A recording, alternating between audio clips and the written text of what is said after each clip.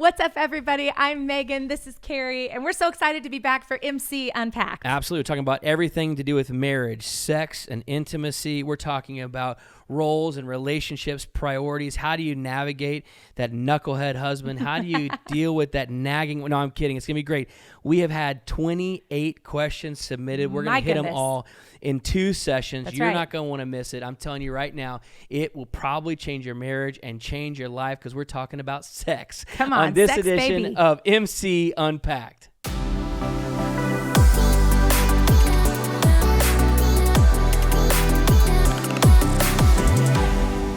We had so many questions come in. We had so many questions come in, all about marriage, about intimacy, about family. How to handle kids and what to do when trust is broken and communication and roles in the home. There's a couple right off the top, though, we got to hit. And I think two different questions came in about this. Yeah. One of them was, how would you advise spouses who are experiencing abuse? And the other was, some people need to know that there's hope in getting safety from an abuser. Yeah. And so I don't even want to start this podcast without hitting that first, because some of you that are watching, you might be in that environment, and that's real. And our heart is there for you. That's a heavy topic, and we're praying for you as a church, but there is hope and there are answers. Yeah. The hardest part is that you're, as the spouse, if you are being abused, you're going to have to make a decision to take a step of action. Right. No one can make that for you. Whether you're married and no kids, or you have kids in the home. And I want to just tell you, the best step that you can take is getting out of the environment and getting to a place of safety, especially if you have kids. Yep. You cannot set the standard that abuse is acceptable, because our kids have the greatest potential to mirror and duplicate what we allow. And so we're in Orange County, and we work with an organization that we can get you in touch with right away. They're called Laura's House. They even have secret hotlines. They have secret websites. They teach you how to delete your browsing history so that it can't be found by an abusive spouse. Yeah. And we support them as a church because we believe in it. We absolutely do. And I know it's scary. I know just the thought of even talking about that might be really intimidating, but you don't deserve to be in an abusive situation. Yeah. And that's not God's plan for you or his heart for you. There's nothing you could have done that would make you deserve to be in that situation. And I know there's so many justifications that roll inside your mind, but we would just encourage you. It's time to get some help. Absolutely. And there's plenty of resources for you. And at the Movement Church, we'd love to help you get connected to those resources. Yeah. So if you're not ready to talk to Laura's House, then you can reach out to us at info@theocmovement.com, and we'll get you started in the right direction. And no matter what state or city you're listening from, there are organizations like this that exist for you. Absolutely. And a local church is a great place to start. Yeah. But get to a place of safety. You deserve that. Yeah. And your kids deserve that. That's right. And so don't allow that to be a standard that's acceptable. Don't make excuses for your spouse anymore. It's unacceptable, and you don't deserve to be treated that way. And there is a road to restoration. Yeah. So it doesn't mean that all is over and all hope is lost. There is still so much hope. And thanks for being brave enough to ask the question. Yeah. We appreciate that. We just wanted to start there. We didn't want to forsake that question because we had 2 of them come in. And I just want to kind of, the best way we can, segue into the rest of these questions. So we had so many questions come in from our series, Me and My House, which we're currently in at the Movement Church. Maybe you're watching this at a later date. Go back, get the YouTube, the Spotify, get all the things. We're talking about building strong minds, strong families, strong homes. And this last week we talked about keys for marriage. And so and we asked people to turn in questions, and we had so many come in.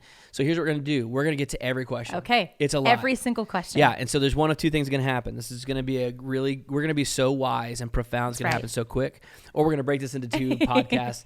Either way, we're going to get to every single question because I think you deserve it. And we're going to do our best to answer these. And right off the bat, we talked about, even in this past Sunday, we were going to start with intimacy. Let's talk about sex, baby. Look at who's singing now. I sang. Let's talk about you and me.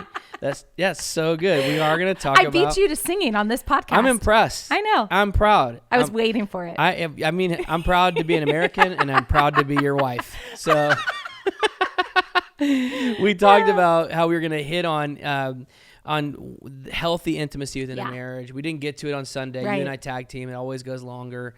than we want it to. I would say if you're listening, that would be a great place to start too. Yeah. Grab the podcast or the Spotify or whatever. Week 1 it is. of Me and My House. Week 1 of Me and My House. We talked about great pillars for healthy marriage. Yep. We talked about the importance of daily investing in your walk with the Lord, that your marriage has to be your number one priority. That affirmation always is the key to a healthy marriage. Alignment over agreement. We're going to retouch on some of these things. But the last point we didn't get to is a serious key to healthy marriage is authentic intimacy. Right. And that's a key. We phrase that intentionally. There's a mosquito flying between you and me. I'm nervous. I'm going to get bit. Don't be nervous. We talked about authentic intimacy. And why do we use the word authentic and intimacy? Why? Well, okay, when we're talking about intimacy, we're not just talking about sex. We're talking about connection. Intimacy is so much more about connection.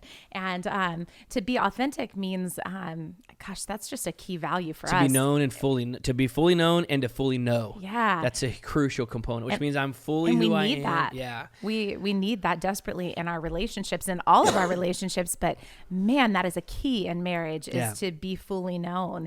And so authentic intimacy means I need to be fully connected to my spouse, right? Yeah, which means, and really, for guys, it's not a kicker. Obviously, these would be general terms. Obviously, some guys are different. There's about 0.00006%, but they do exist. Guys are primarily concerned about physical intimacy and sex. Yeah, that's a general statement, but I think it mostly applies. I would say, I think there's a lot of girls that are interested in that too. Oh, fair. Yeah. But guys are not as concerned about authentic intimacy of connection on an emotional basis as much as they are about having an orgasm as often as they can. Okay. So I feel like that's important to note. And so when it comes to guys, it's important to note that emotional intimacy is a crucial component for your spouse, your wife. And I won't try to speak on behalf of women, but I would like to speak to men to know that the idea that your wife feels authentically known is the starting point. It's the middle ground. It's the ending point of physical intimacy, that you know and understand her current pain points. You know what she's currently challenged by. You know what her current insecurities are, what her victories are, what gives her delight. And I'm not just talking about in the bed, but in life, that she's fully known. Right. I think one of it's been around for a long time, but something that's really helpful with that, there's the 5 love languages test that I think is available just everywhere. That blew up. It's like one of the most worldwide sold books. Yeah. I mean, most people know about it, but I actually think it's such a great reference because people feel connected in different ways, right? And so for some people, it's really time and talk. For some people, it's like that physical connection. And I don't mean sex. I mean like just hand holding and being close to. And sex. Yeah. And that. Yeah. But I just think it's important. Language. It's important to know. It is your love language. I think it's important to know what is the love language of your spouse. Like what do they appreciate? What makes them feel like they're known? How do they like to have conversations? Do they need to be long and drawn out, or do they like it short and sweet? Yeah. So. Like I know for you, like intimacy is not obviously only physical. It is also as much. And I talked about this in the sermon when we preached on this, but it's that Monday morning walk where we get to just talk. That's my favorite. And you get to just talk about what's going on in your world, the challenges, the pain points, the insecurities, the victories, the delight. And that is an open door to you on a physical level because you feel valued and known. And it's going to be different for everybody. What quality time matters to you. Yeah, I appreciate quality time. And so listen, we're not here to rep the 5 love languages. You know how to find things. It's called GOOGLE. So get a book, read it. You're going to find out what really helps connect you. But that's an important part. So listen, the thing you need to know is it takes time. It takes time and investment. It's not about just creating a moment for 5 minutes of physical intimacy. It takes time and investment. It takes vulnerability. It takes listening. Keyword is listening. Yeah. Keyword is listening. It takes protecting time. Yeah. And it goes both ways consistently. And it requires intentionality because you have to actually plan to spend time with your spouse. We talked a little bit about that in week 1 of Me and My House. We talked about the fact that it requires some intentionality of actually planning date nights, planning the walk on the beach, whatever it might be, creating space to really connect and to know one another. So yeah, I'm working here, but you're not helping me. You I'm just sorry. You looked at what I'm doing and you took a big pause like you didn't see what I'm doing. I got to multitask. I was thinking about the fact that for a long time we've used the 5 date questions, and just asking one another questions actually generates the kind of conversation where you feel known. Yep. And I'm trying to remember. Don't go through them right now. That's not on our questions. Okay, we'll just throw it out there somewhere else, like on Instagram. Yeah, come find us later. Email us at info@theocmovement.com. But I mean, that's what it takes is time and conversation and asking questions and really knowing one another. Generally speaking, for the woman, it doesn't take any time for a man. Okay. You just touch me in the right place and it takes no time. But here's the thing. I think you can't correct me. I'm right. I'm not saying that you don't feel that way, but also I'm saying that you wouldn't be. It's important for you to be fully known by me as well. Like what? For intimacy's sake, no. Oh, not for intimacy. That's what we're talking about. But in general, like that matters. Yeah, but not for sex. Okay. I don't need to be known. Just need to be touched. Okay. And so I think that matters. But I was just saying intimacy. You keep arguing my point. Intimacy is more than sex. Yes. So for the girl, yes.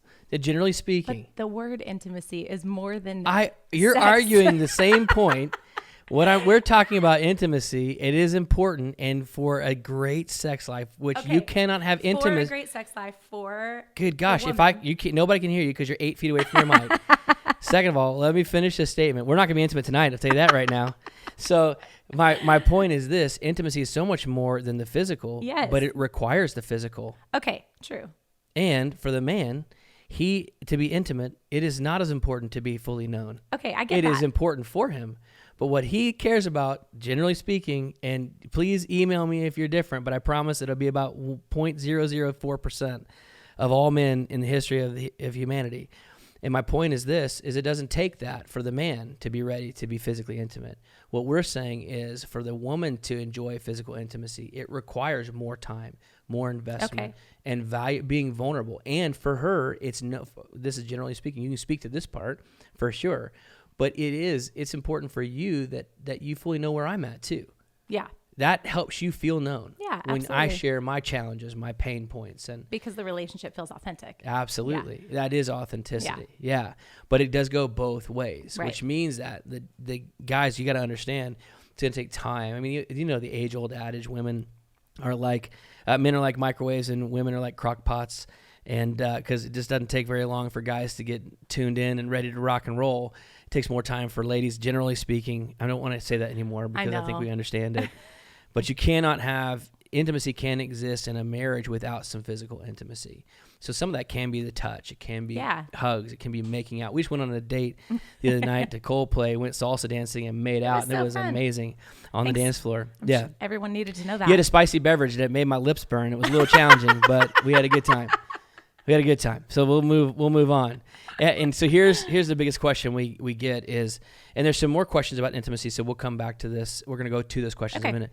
But our rule, our golden rule, if you will, is that physical intimacy should be consistently taking place about once every 72 hours. Yeah, that's a great standard. Not that it's a calendar, scheduled appointment, because that lacks spontaneity, it lacks life and vigor, but that we're making sure that there's healthy rhythms. Now, as you get older, those time frames may change, and if there's physical challenges, those time frames may change. But that shows it makes sure that the man's physical needs are met. And it's also important to make sure that the women's emotional needs are met. And there are some women who are on here who also want their physical needs met as well. I just didn't want you to leave them out because sometimes they get really frustrated when you make it sound like it's all the man. Because there's a lot of women who really, a lot is a big statement, but all the other... A lot that I've talked to. Okay, great. So anecdotally is now scientific.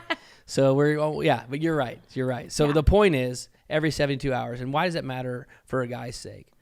Well, when you make a decision to get married, you are saying yes to your spouse and no to everyone else. 100%. And so I think, again, generally speaking, physical intimacy is one of the most important values for a man. And And again, I think that it's important for a lot of us, but I think that for a man, it's so crucial. And so it's really easy. I'll just speak for myself, and maybe not put every woman in the same box, but I think it can be really easy to get tired and distracted by the busyness of life or the pressure with kids or jobs or whatever the situation might be. And it's just like, I'm exhausted. Yeah. And so I can neglect your needs Sure. if I'm not being intentional with that. Yeah. And so part of the way that I show love to you is by actually being intimate with you, because that's how God wired us. Yeah. And that's when two come together to become one. And so I think that I think husbands desperately need that to be a priority from their wife. Absolutely. 100%. And it's one of the greatest ways to affair-proof a marriage. Yeah. Is by meeting the physical needs of your spouse. Yeah. There's no doubt about it. That's not the reason to have sex. Right. That doesn't mean, well, if I'm not getting any, then I can be unfaithful. Absolutely not. We got to align scripture with scripture. Yeah. But it also, it's the way that God wired us. And when he wired us that way, he didn't make a mistake with it. And so that's why having a rule in play, those are our dogs. Yeah. They agree with me wholeheartedly. They do. That's why they Having a barked. rule in play matters exponentially. I was going to say one other thing with that, and it's just left my mind. Oh, it doesn't mean that you have to be into it every time that we're intimate physically. Yeah, actually, I just had that conversation with a friend because she was struggling and just feeling like if she didn't have the energy or the desire to be fully into sex, that she just wasn't going to do it. And I was like, you don't have to be fully into it every time. Sometimes you can just prefer your spouse and be like, what do you need right now? And it doesn't have to be the thing that just excites you in the moment. You do it for your spouse. And so I don't think everybody agrees with that statement because I know it's been challenging for some. But I do think that that's important to know as part of marriage is saying, I'm here to prefer my spouse. Our dogs are literally leaping into this room right now. One of our producers is climbing under the camera. Just close the door for 1 second. I'm surprised we didn't see them leap. Our neighbors are bringing their trash cans back. And so once they chill, we'll be good. But I think the same is equally true on the other side. Yeah. Because it's important for Megan to go on a walk on Monday mornings and she needs to be known and wants me to be known, it doesn't mean I'm fully always into it. Yeah, that's true. And it's okay that sometimes I'm there and I'm having the conversations and I'm talking to you because I know you need that. Yeah. And I'm listening and I'm paying attention, but my heart may not be in it, and that's okay. Yeah. But the beautiful thing is when I give selflessly to you like that and you give selflessly to me like that, God does something beautiful in the middle of it. Yeah, that's what makes a great marriage. Totally. All right, so listen, we've spent 17 minutes talking about sex, and I don't even know. Intimacy. Great point. Yeah, I would also say this, that one of the best things you can do for your sex life is spice it up, kick it up a notch. And there are three things the 3 P's that should never be involved in your sex life. And this would be biblical values. The first P is other people. So biblical sexual Christian ethic is between one man and one woman who are in marriage monogamously and consensually. Yes. Okay. So no other people outside of your husband or your wife. Number 2, no porn. Don't bring in porn. And if you have, just stop it, cut it out, because all it does is elicit lust and a desire for someone else that can never be satisfied, and it's not your spouse. Yeah. So God didn't design you to lust after someone besides your spouse. And the third is pets. In other words, don't bring animals into it. And you might think that that's foolish, but we live in a crazy world. Outside of those 3 things, so pornography. Oh, hey, so-and-so, my daughter's calling. Hang on a minute. I'll put her on the podcast. Hold on. Let's just say, hey, Brooklyn, we're recording a podcast. Say hello to America. Oh, hello, America. We're talking about sex. It's like perfect timing. Oh, I was about to talk about politics. Oh, well, listen, I would love to talk about politics, but we got to keep recording. Can I call you back We'll when call I'm you done? later, babe. I might be asleep, so I can call you tomorrow. Great. And as I hang up, tell us who you're voting for. No, I'm kidding. I love you. Goodbye. I love you. Okay, back to what I was saying. Probably should put my phone on silent. Kind of the first rule of recording. What was I saying? Oh, spice it up. So in other words, if you read the book of Solomon, the Bible says the marriage bed is undefiled. Song of Solomon, thank you. So the marriage bed would be undefiled, which would mean, but consensually. So both parties need to be consensual with that. And if you're manipulating your spouse, then that's not consent. Right. So there needs to be alignment like we talked about. That. So you might need to talk to a marriage coach. Yeah. And that's a good thing to do. But spice it up. Yeah. Get some handcuffs and do some role play. And have some fun and be as creative as you possibly can. And oh God, are you about to say stuff? Just have some fun. We'll leave it at that, but have as much fun as you can. And so, but consensually. So you both need to be aligned. And between your husband and a wife. Yeah. In other words, if you're forcing your spouse to do something, then that's not alignment. And you want the marriage bed to feel intimate. Yeah. And to be fully known means that I'm opening myself fully to you. And that means I'm expecting you to protect me. Yeah. And that's great. I keep burping and I'm not even drinking LaCroix. And if you're protecting me, you care more about me than your own physical desires. Yeah. And so now some of you, if you're a little bit too rigid, there's some great books we can recommend at a different time, but that can help loosen it up, baby. We can talk about that. I think we could go on and on about this, but maybe we should answer some of the questions. Also, don't do things that can get you arrested. That should also, I feel like that goes without saying, but just don't get arrested or do things that could get you arrested. It's great advice, babe. I'm just saying, but other than that, just go for it. Yes. Go on a hike in the woods. That's right. Yeah. Outside's great. 100%. Yeah. Bring a sleeping bag or don't bring a sleeping bag. Bring some handcuffs and just go to town. You've mentioned that twice. I'm just saying, get crazy. Okay. With just your spouse. Awesome. Have fun. Let's answer some of the questions about We're this. still on intimacy. Yeah. We're 21 minutes into this. Yeah. All right. So this one says, I've gone to counseling and read the books, but when I try to implement strategies, it feels or sounds too textbook or like it's not coming off genuine. It's kind of hard to read into that and answer that objectively, but I feel like you've got something you want to say. I could speak to that because I put this in the category of intimacy. This individual didn't necessarily. Well, this is a connection point, right? Yeah. It's authentic connection, and that's what it sounds like this individual's going for. Like, I want to be authentic. I want to connect with my spouse, but I'm trying to apply all these strategies, and it feels like I'm a robot, very textbook.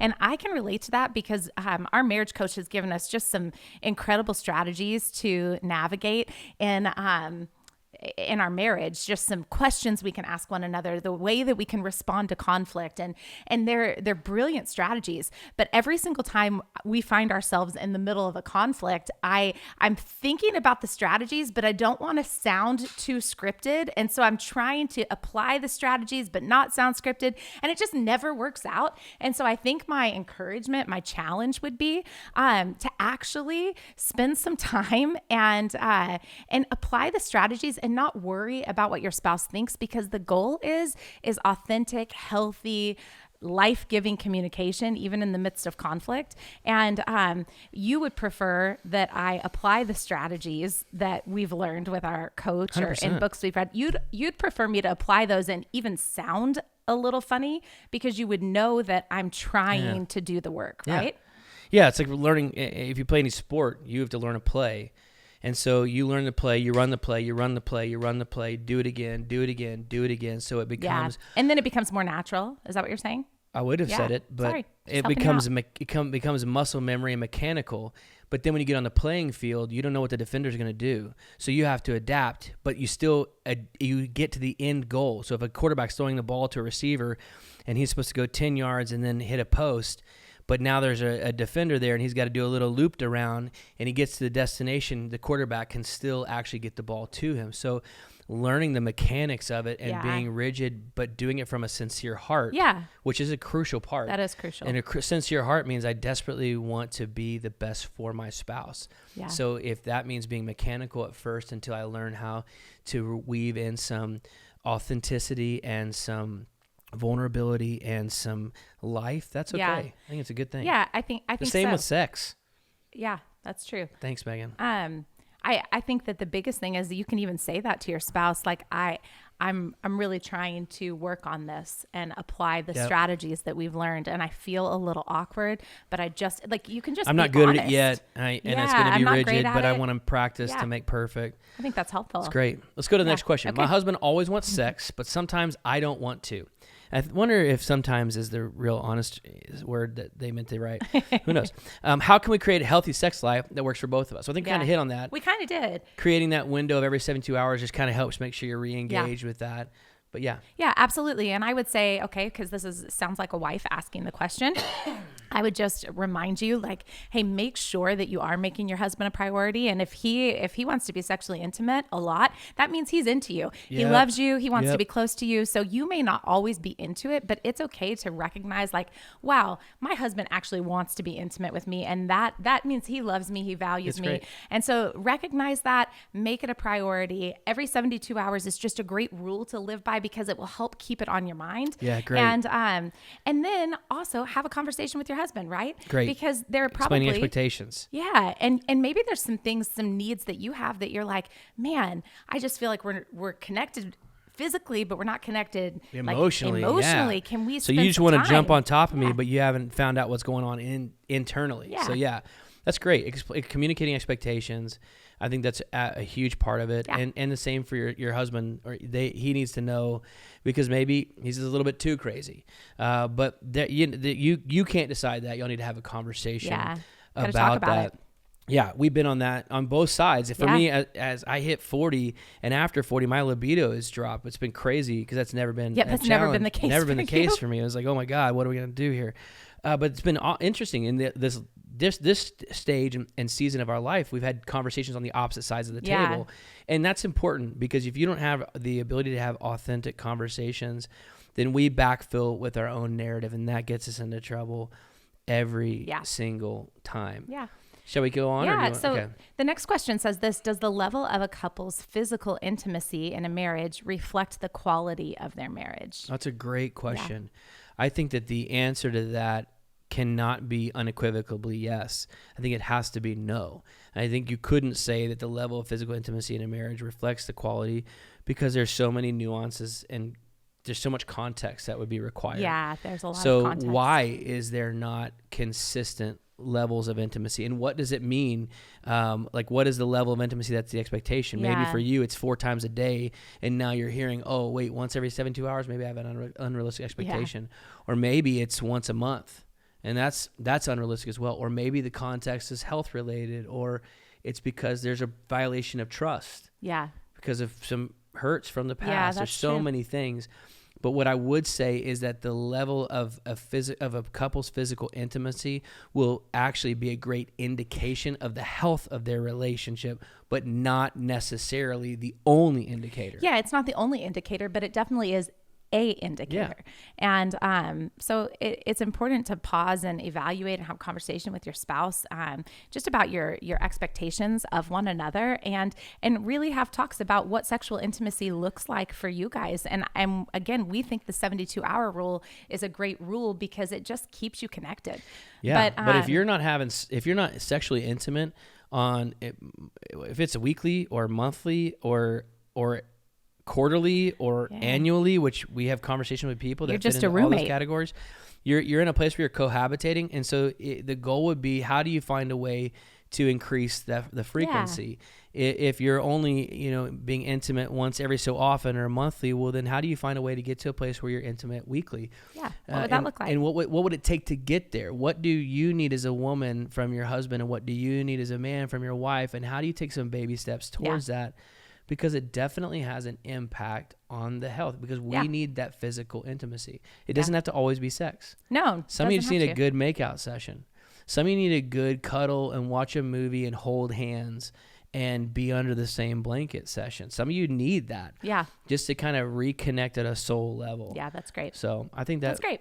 Does that sound good? Yeah. I think we could move on to some other questions that came in. We've got so many categories. I know, there's what do so you much. think? Should we just go right into this next one? Let's just go in order. Yeah, let's talk about kids. We're 30 minutes in. We got this. Let's go. We may have 2 podcasts happening, but we got this. You don't know what's going to happen. You never know. We don't know. Our producer is going to make the decision. That's right.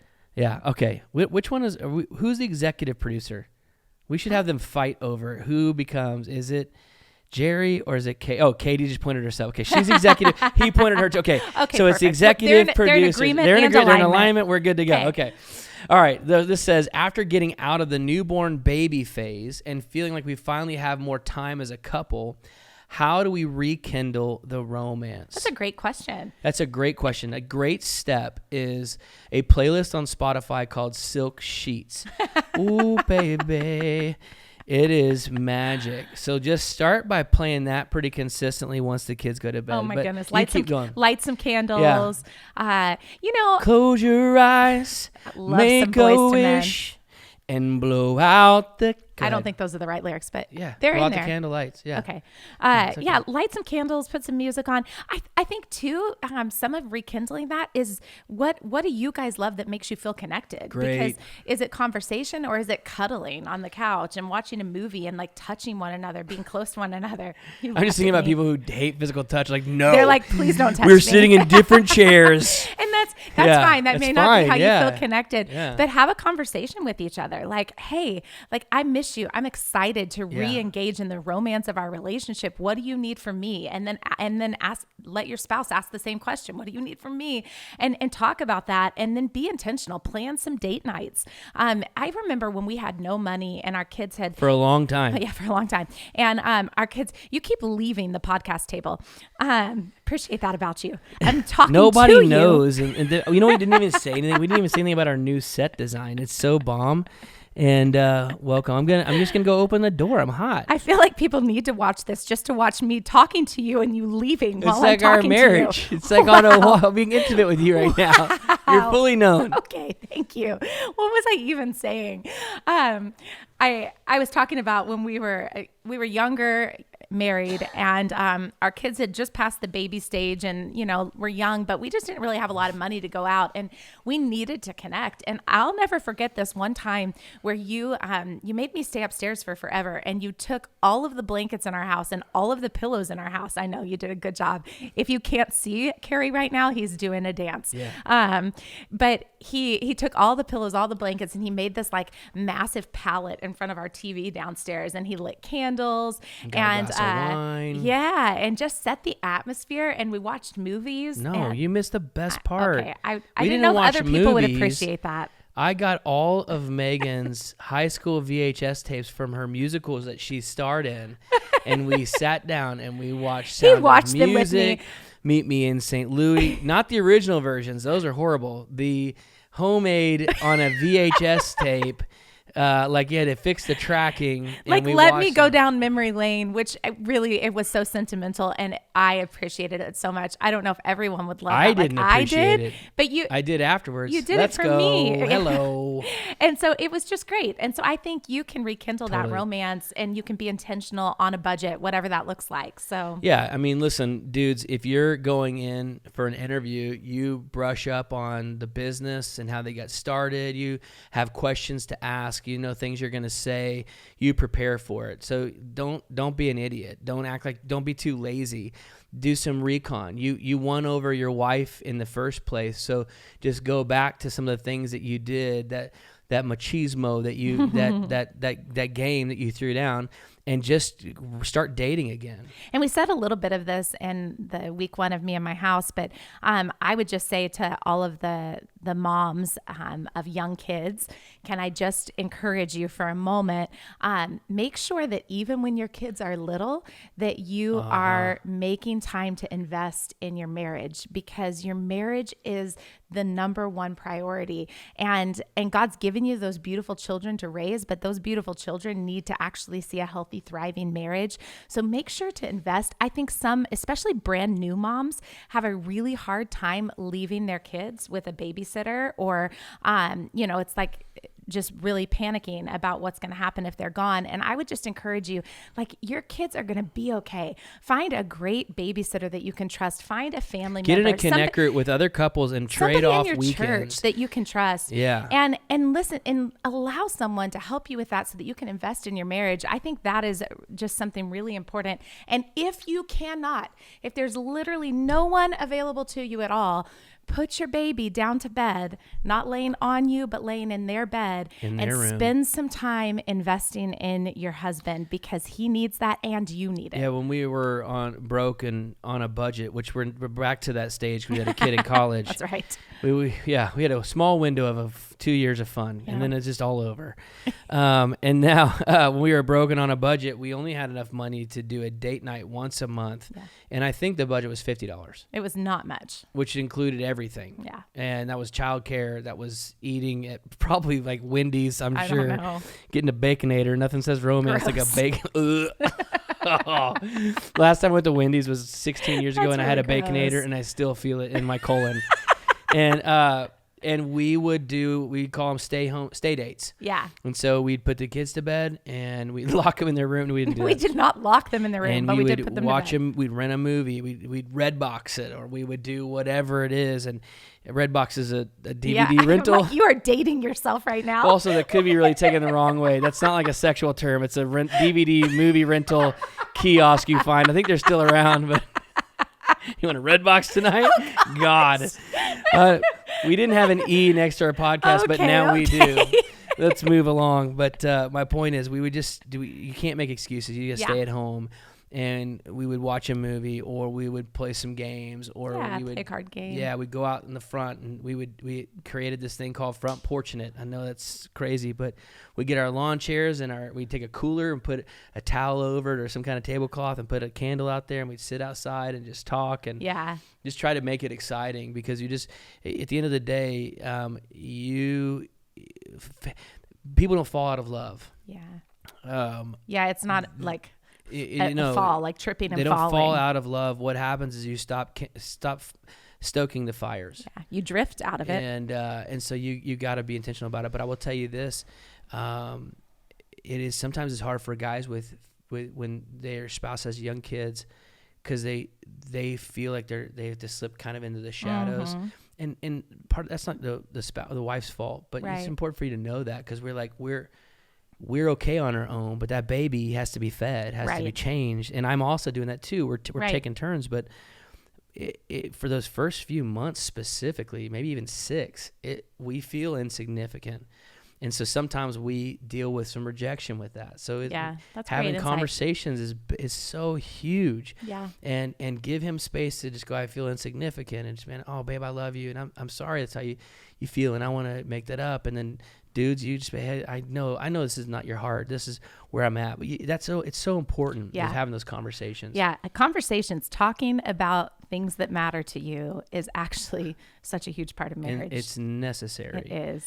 Well, let's go on to question number 2 under kids. We're doing 37 minutes, and we're I think we have 27 more questions. We got this. How do you get kids to behave without crushing or stifling their spirit?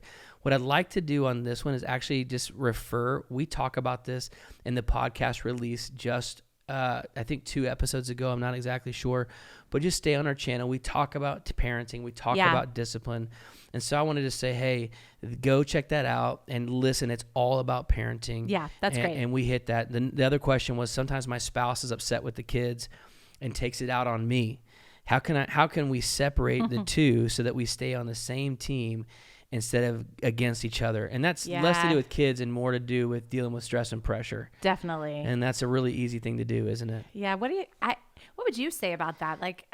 Our marriage coach would say that when your body is telling you things about yourself, and you and I have a responsibility to learn how to dual process. Yeah. And you know how to do this. Because if you've ever asked somebody how their day is going, and then all of a sudden 3 minutes later they're still telling you a story, and in your mind you're thinking, oh my God, I wish I had never asked that question. How do I get out of this? And you're smiling, and that's called dual processing. And so we have to teach ourselves how to dual process. In other words, I'm in the midst of something and I'm frustrated, but I'm feeling it internally. Yeah. And I can feel my body composition is changing. My heart rate is speeding up. My facial expression is beginning to shift. My body posture is shifting. Yeah. And so teaching ourselves to regulate through breathing is a game changer. Yeah, just recognizing what's going on in your body. Like, okay, I'm feeling stress right now. I'm feeling the pressure and anxiety, and I can feel the anger building inside of me, and being able to recognize that and regulate it, but also explain it. Like, I think if I was to say to you, I'm having a really hard time right now, I'm feeling a lot of stress, then your typical response to me Shut would up, be, woman. Yeah, Get back in the kitchen and take your shoes off. Wow. And I'd throw a shoe at your head. I'll be like, submit, woman. Oh my Lord. That would not work well. It works every time. 50% of the time works every nope. time. Okay. If you can tell what movie that's from, I'll stop talking. Goodness. You can't. I Go don't ahead. even remember what I was saying. You were saying about regulating and how you're feeling. If you were to come to me and say, hey, babe. If I was to say, I am feeling so much stress right now and I'm so angry right now, if I was to actually be able to communicate what I'm feeling, for the most part, you would usually respond to me, okay, what do you need from me?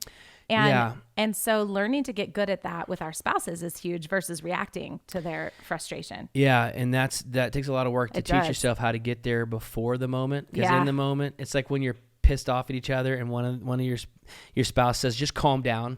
One of our pastors used to say all the time, when in the history of someone telling you to calm down has anyone ever calmed down? Never. So I think the onus is first is regulating our own like emotions and our physical energy and breathing. We work on breathing tools all the time. 5 seconds inhaling, hold my breath for 5 seconds, 5 seconds exhaling, and just doing that 3 times, your body's slowing down and you're paying attention to your heart rate. And your body is just trying to self-regulate and figure out what's going on. So if you're the one that's ticked off, you can take a moment and you can take 15 seconds, 5, 5, 5, count those breaths in and just go, what am I feeling? What's going on? I'm ticked off. But really it's because that email I got at the end of the day. Yeah. Or really it's because I haven't talked to my husband in 3 days about what I'm angry at him about. Yeah. And you can pause and breathe that in. And then if you're the one that's getting angry, it gives you the opportunity to regulate and actually address some challenges or some problems. If you're on the receiving end, you're being projected upon, vomited upon. I'm really good at doing that. I'm really good at projecting my frustrations on you and the people that I love the most, because I have to like be so kind to the people that make me angry. Otherwise I'd rip their face off. And then I'm great at just throwing up on you. And so when you feel and sense that, and you just put your hand on my shoulder and go, hey, what's going on? And so it takes a lot, because you have to choose not to get offended and not react. And you are not a passive reactor. You're a volcanic reactor. Yeah. And so when you react, we only go up, boom. But you do so great at just going, hey, what's going on?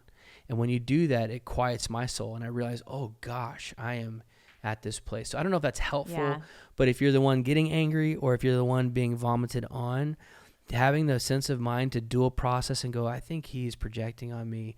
And instead of reacting in anger, I'm going to slow down and be patient. It 9 out of 10 times, it diffuses the situation instead of escalating the situation. Yeah. And that takes a lot of work. It does. We've learned a lot of that from our marriage coach, who's actually going to be at the Movement Church for week 3 of Me and My House. Well, tell the dates, because I don't know if this will release before or not, but this is October 14th and 15th. Yep. He's going to be at the Movement Church. And if you're listening to this podcast afterwards, you can go back and listen to week 3 of Me and My House and hear a little bit from him. It'll be great. Yeah, let's move on. 42 minutes. We're going to keep going. Let's talk about trust, because that's a big one. A lot of the questions that came in were in reference to, what do I do in violation? There's been a violation of trust. Here's some of the questions that we've got.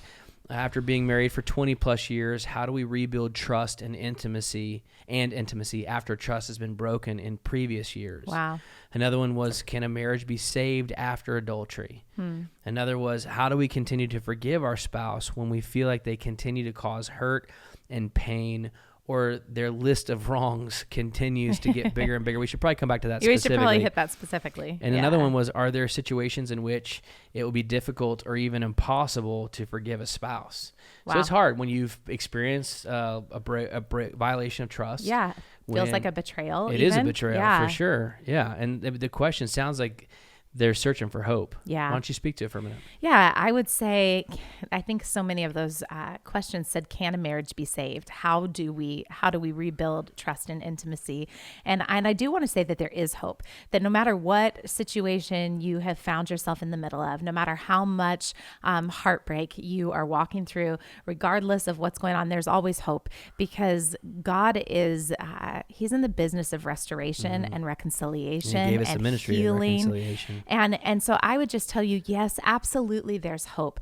But I would say it might be a long road ahead of you of building trust again, because when trust has been broken, it does take time to rebuild trust, and it does take intentionality to rebuild trust. And it takes forgiveness. It takes and forgiveness. Forgiveness is the crux upon which our faith is built. Christianity is built on forgiveness, and it starts first with the fact that Jesus chose to forgive me, and my sin and your sin is far greater than anything any human has ever done or ever will do to you, because our sin deserves a consequence in hell. And Jesus took that penalty on his shoulders and says, I choose to forgive you. Yeah. And the very precipice of our salvation depends upon us forgiving others as Christ forgave us. Yeah, absolutely. I know sometimes you know the truth, but the truth feels like such a struggle to apply to your life, right? That's part of what it looks like to be a Christ follower. Is there's so many beautiful truths in the scripture that God's given to us for our flourishing, but sometimes it's hard to walk it out. And so I would just, with compassion for whoever's asking these specific questions, and knowing that there's probably many people that are listening to this podcast right now that maybe you have walked through the pain of adultery. Maybe your spouse has really let you down. Maybe you're here and one of your spouses struggled with a porn addiction, and for you that has just felt like rejection and betrayal. And those are common issues and common struggles within a marriage, and I wouldn't want to just take that lightly. So I know it's hard. Like, I know it's extremely challenging, but I would say, yes, there's absolutely hope, and it's going to take some work, and it's going to take both of you being willing to rebuild that trust again. It's going to take repentance from the one who violated the trust, broke the trust. It's going to take forgiveness from the one who has been betrayed and the trust was broken towards them or against them. It's going to take time. It's going to take spiritual family to walk with you through it. Absolutely. It's going to take accountability for the one who violated the trust. It's going to take counseling and therapy, biblical, godly counsel and therapy from pastors and licensed therapists who know what they're doing.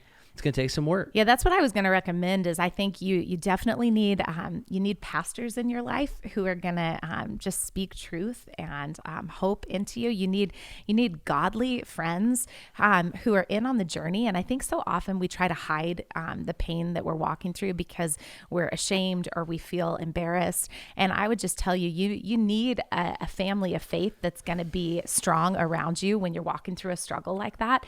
But you also need godly Christian counselors who are going to be for you and your spouse who hurt you, who will give you some steps to take towards healing and help you with what it looks like to walk that out.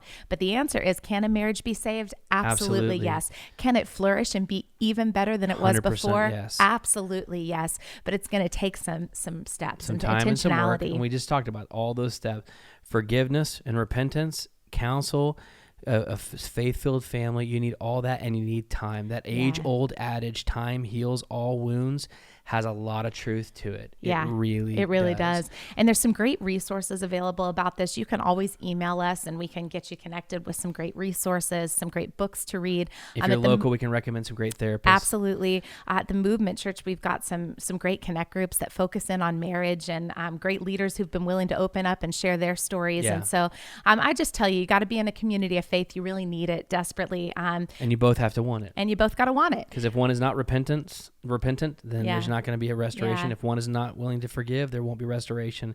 It's equal parts. Yeah.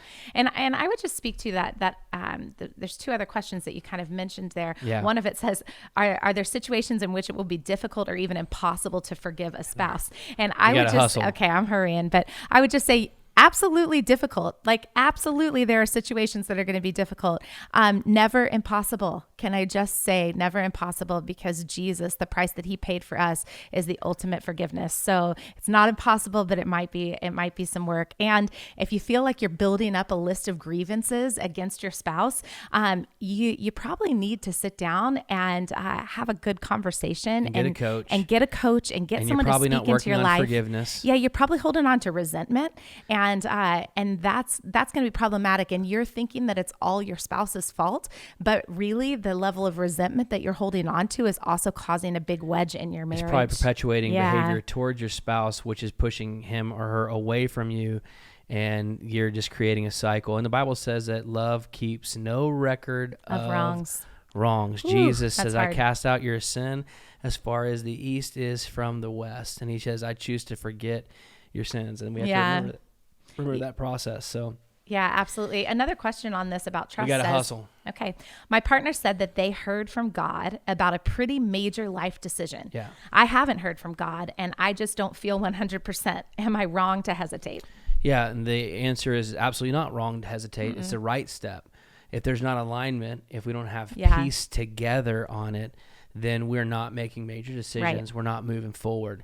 Major life decisions would be a change of job or career, a major purchase like vehicles, houses, or going into large sums of debt, a move out of city or out of state, moves away from family, having children. Yeah. I mean, these are major decisions. Right. And so if there is not alignment and one of you is trying to manipulate or force the other, you're not alignment. It's going to cause you major, major problems, because God gave you your spouse as a helpmate. Yeah. That's how you make great decisions. So we travel together at the speed of peace. Yeah, that's great. Where is there alignment? Where do we have peace? And that's on major decisions and minor decisions. Yeah. How you raise your kids is another one. That's how great. you discipline your kids.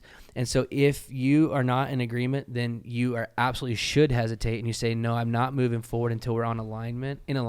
Yeah. Bring in a coach. And then you need to bring in a coach. You need a mentor and a leader that you both respect, because one of you might find a mentor or leader who's going to speak to the decision that they want to make. So get someone who can be objective, who's not connected, who truly loves you, loves both of you, wants the best for you, and bring them in to speak to it. Yeah, that's great. Yeah, absolutely. That's great. The next question says, how do I let go of control and allow my husband to lead our family when I don't feel like he's actively pursuing a relationship with God? That's a great question. Yeah. Well, there's no place in the scripture that says that one spouse is equipped to lead the family on their own. There's no place in scripture where it says that one spouse's ability to lead the family is dependent upon their relationship with the Lord. Biblical principles stand no matter what happens with a person with regards to faith. So you both should be leading your home, and we'll talk about headship, and there's another question similar to this. We can kind of hit on some of that in a minute, but so to this person specifically who asked this question, you're going to have to really spend some time in prayer, and you're going to have to trust God even more, and trust God to do a work in your husband, not to change him, but you're just going to have to trust God with your husband. And I would say that trust God to do the work in you. If you're struggling with control to allow your husband, there's equal issues here. Yeah, if you're saying like to allow your husband, you already have an issue. Have a problem. You do. When you said, when I don't feel like he's actively pursuing a relationship with God, and listen, feelings are followers, they're not leaders. And so you may feel something, but it doesn't make it a fact. And so I just would encourage you with that, and bring some godly leaders into your life, get some coaches, pray, and have conversations about what does the future look like? What are the things that are values that matter to us? And you got to look for alignment. Neither one of you gets to the sole proprietorship of making those decisions. You both do. Even if that means that you're married to someone who's not a Christian and isn't pursuing God. There's scriptures about that talk specifically to women who are married to men who are not saved, and how their lifestyle in that home is the greatest reflection of the love of God, and their life in the home can contribute to the salvation of their spouse. There's scriptures about this, but you need alignment. And there's some decisions that you make that are aspiritual. In other words, like it doesn't, if you have a mortgage, it doesn't matter. You don't have to say, well, because we're Christians, we're paying our mortgage. No, because we're responsible adults, we're paying our mortgage. So you find values that are based upon convictions, and then you find alignment. And if there's not alignment, you bring in a coach. Yeah. And if your spouse isn't willing to go to a coach, you can still go to a coach. Find a godly influence who will speak life and before your marriage, not against it, and get some insight on it. Yeah, that's great. That's awesome. great. Well, should we go on to the next section? Yeah, let's do it. These had a lot of questions come in about time management. Yeah, this was a big one. Yeah, this first question was, how much time is too much time spent together? How much time? How much time is too much time spent? I wrote this. I'm sorry, you did? man. Oh, it's man. too much time spent together. How do you balance becoming one flesh without becoming codependent? I think these really should be bifurcated, because codependency is not dependent upon the amount or quantity of time spent. Yeah. It actually has to do with where people are deriving value intrinsically and self-esteem and confidence, and that has nothing or little to do with time spent. There's a great book called Codependency and Codependent No More. Nope. Codependent No More. There is a book called Codependency No More. It's a different book. Oh, wow. Okay. Codependent No More is a great book. Another great book to read is called Adult Children of Emotionally Immature Parents. Both of those are great reads. That'll help with the codependent component. Yeah. But when it comes to how much time is too much time spent together, man, that is so subjective. Yeah, that's a hard question to answer. You need quality time. Yes. Not quantity time. Because sometimes it's depending on seasons and ages and stages. Totally. And sometimes you need time away. Yeah, you do. I think all of us need time away. Play golf. Is to get away from me? Yes. You're whispering in the microphone. And because I love golf. Yeah. No, but sometimes I've fallen in love with being out there by myself, listening to music and playing golf. It's good for me. I come back a better person. Yeah, it's great. Yeah. I think that is something that is important for every spouse to consider, is like you have unrealistic expectations if you're expecting your 100%. spouse to spend every minute of their day and time with you. Like you do need time alone. Everyone does. Even the greatest extrovert on the planet needs some time alone to recharge, or time with friends. Yeah, 100%. Like your spouse does need time with friends. The friends cannot be the priority over the marriage, but your spouse needs time with their friends to hang out and to have fun. You need some bro time. Yeah. You need some girl time, but not at the expense of your marriage. Right. So if one of you is, if your spouse seems for you to be a little clingy, and you guys are not aligned with that, I know this is going to sound, you've never heard this before, bring in a coach. Yeah. Bring in we say somebody. That a lot. That's why we have pastors on our staff.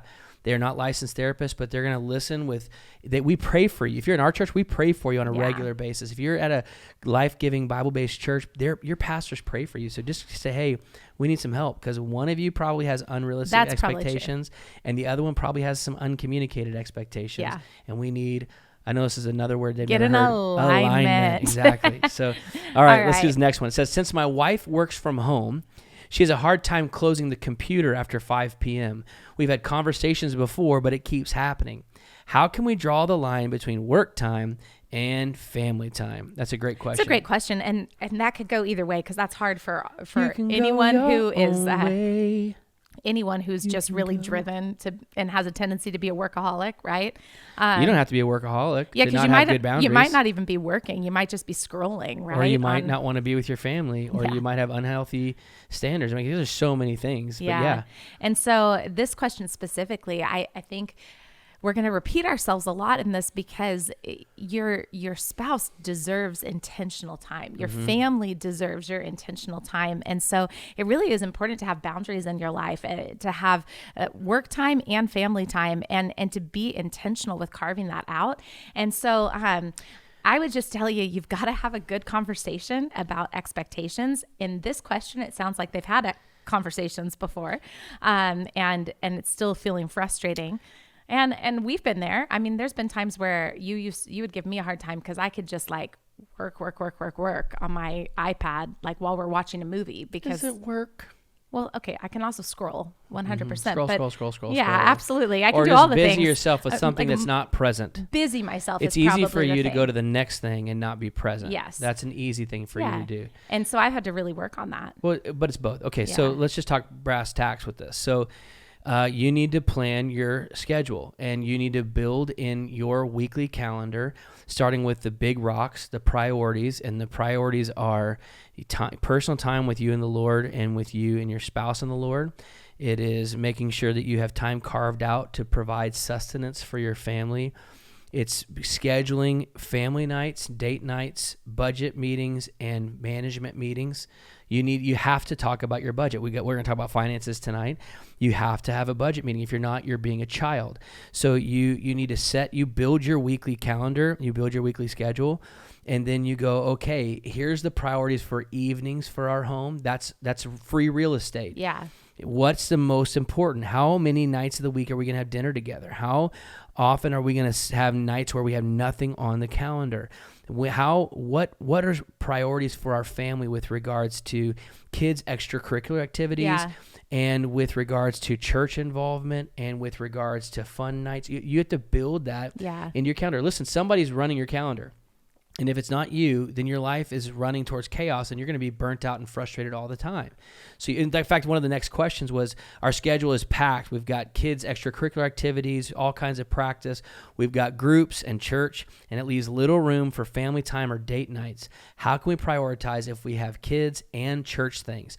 Sounds like somebody's trying to step off the dream team at the movement church, and they do it in the past. No, I'm kidding.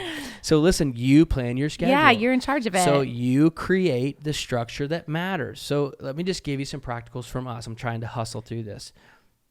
Go hustle. I just might interject in a minute. Cool. Maybe let's just push a pause after this one and see what happens. Okay, so we build our calendar. If you look at my calendar right now at 5 a.m., it has PM Carey Devo time. So I get up 5 a.m., have my devotion, and then I shift gears at 6 a.m. Megan's usually getting up at between 5:45 and 6 o'clock. She's coming down. We're in the same room. Worship music's on. Sometimes I'm working on sermons or whatever. It's irrelevant. Then I shift gears and I do my workout, my training. Megan shift gears. And then we have wake up time with Avery. And then so we have everything planned out. We have our work days planned out, and we have a certain number of weeks of the night which are available to be used for things outside of family. Mm-hmm. And our priority is that 4 nights of the week, we prioritize our family or family friends, date nights, family nights, and 3 nights of the week for extracurricular, which include church. Yeah. So Avery's volleyball, that's our youngest daughter. We've got students is on one of those nights. Mm-hmm. We do meetings on a regular basis on weeknights, but we protect Sunday night, Monday night, Friday night, and the rest of the days fluctuate based upon the week. Mm-hmm. Now, there are some seasons where life's a little bit crazy. Yeah, there's seasons where it's a little bit and you're running and gunning, but we don't do that more than 1 week in a month. So we plan our month. So I'm just telling you, you can prioritize the things. And we talked about this in our sermon, that Avery is in club volleyball, but students is on Tuesday nights, mm-hmm. and that's a priority for us. Yeah. So there's a chance her schedule might have practice on Tuesday. So we're going to have a conversation with the coach. Yeah. What does this look like? This is a priority because we set our values. Our values drive our decision and our plan, our calendar. Yeah, I think that's important to know. Gosh, that's worth like $50,000 right there. It is. There. Our values drive our decisions and plan our calendar. And so you're in control of what you say yes to. You're radically in charge of your life. I think that's important to know. Like, what are the values of your family? What are you going to put first in priorities? And as for me and my house, we've decided that as for me and our house, church is a high priority for us, and building the kingdom of God is a high priority for us. So that's up there on the list. But there's been so many seasons of our kids' lives where they haven't done every single activity under the sun, because we knew that if we did that, we were going to have no time together as a family. And so we had to have our kids choose, okay, well, this is the thing that's important to me, so we're going to invest there, instead of 5 different things are important to me. Yeah, right? in Brooklyn's, our oldest daughter's freshman year. Oh my goodness. She was in a small private Christian school, and she was doing everything. She was in cross country. She was in theater. Mm-hmm. She was in like 97% honors classes. She was involved in students, and she was in either the worship team at that point for our church, for the main worship center, for the adult worship service. We used to call it Big Church, and we planned poorly. Yeah. We said yes to everything, yes to too many things. It cost emotional bandwidth and spiritual bandwidth for our daughter and for us. Yeah. So many fights because we just said yes and didn't plan our calendar. And we decided, no, we're not doing that again. Yeah. That's ridiculous. That's too much. So we sat down and we had a long conversation. And there were things we didn't fully agree on. And we had to go, okay, you know what? I see what you're saying. I would do it differently, but I think you're right. And she would say the same thing. And then we brought Brooklyn in on the conversation. And we said, okay, here are the values to us. We love theater. We love cross country. We love being a part of, you have to be a part of students. We do church. But you don't have to be a part of the worship team because you also serve at students. So you're going to need to decide what things you're valuing, and we'll take this one season, or for her instance, one semester at a time. Yeah. And as a family, with her buy-in and weigh-in, we made decisions to say yes to this, no to that, yes to this. And one of them for that season was she stepped off the worship team. Yeah. But she went to her director for the worship team and said, hey, for this season of cross country and theater, I can't do all of the things, and I want to make sure I'm at students. And he said, absolutely. When you're done, we'll just bring you back into the process. My point is, she learned how to have hard conversations, make hard decisions, and then we got back in control of our life. Yeah. And it wasn't running things for us. Yeah. So you are radically in charge of your life. You don't do things because culture tells you to Right. do things. You don't do things because the people next door to you do the things. You do things because it's of value to your home and your Right. family. Right. So build your schedule. And just back to the one that was really struggling with hard conversations with a spouse, I would just encourage you, sit down and have that conversation again. Bring in a coach if things are not going well. And the question on how do we draw the line between work time and family time? I really think so much of that is going to be established in a conversation, because it might be, and just to speak to this question, if your wife works from home and by any chance has children at home, it might be that she's not able to get everything done during the day, and she might need you to give her an hour in the evening at some point. And so you got to have a conversation about that so that you have realistic expectations of one another. And for the wife that's just working, it's so important that you create space in your world where you actually shut work down and you have fun as a family, that you have fun in your marriage. And so listen to the concerns that your spouse is bringing to you and be willing to make adjustments and figure out what that needs to look like. Yeah. And then like a timesheet, start logging it and start having conversations on a regular. Hey, listen, tonight, we talked about it in advance. This dinner, we're watching the latest Disney show, whatever it is. And then if those boundaries are not being held to, I know you've not heard this before, bring in a coach. Yeah.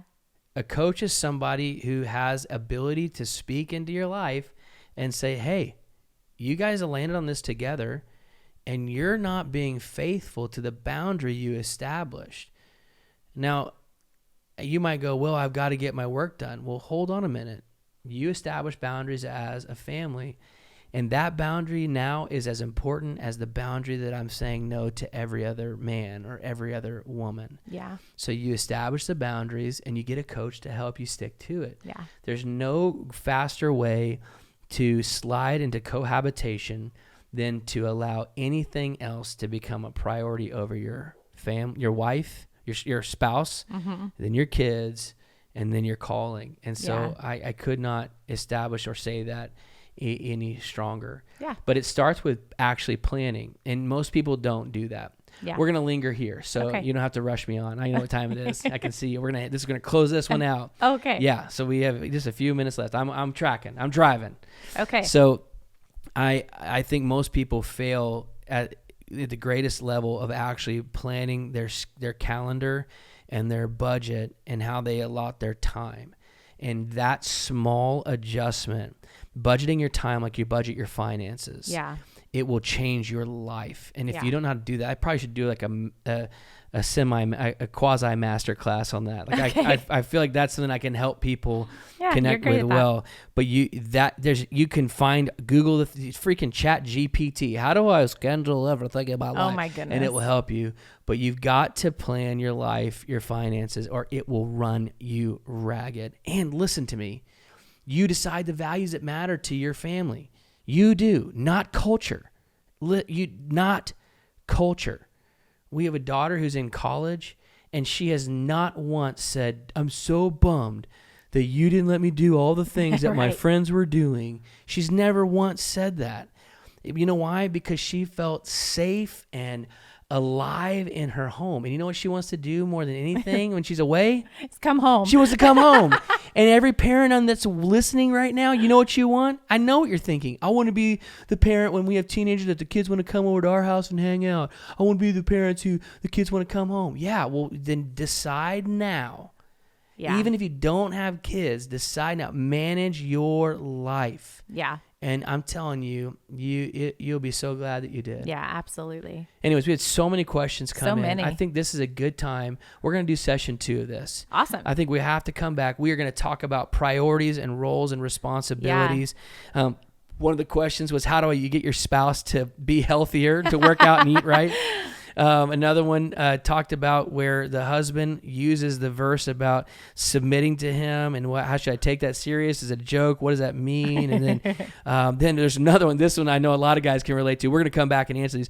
My wife usually takes it upon herself to do most of the chores because she likes things done a certain way. But then if I don't help, she gets mad.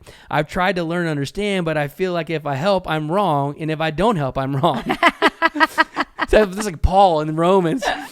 So we're going to come back and talk about that. There's some of the questions were, how do we enforce boundaries with external family? Yeah, that's a big one for people. That's a big one, yeah.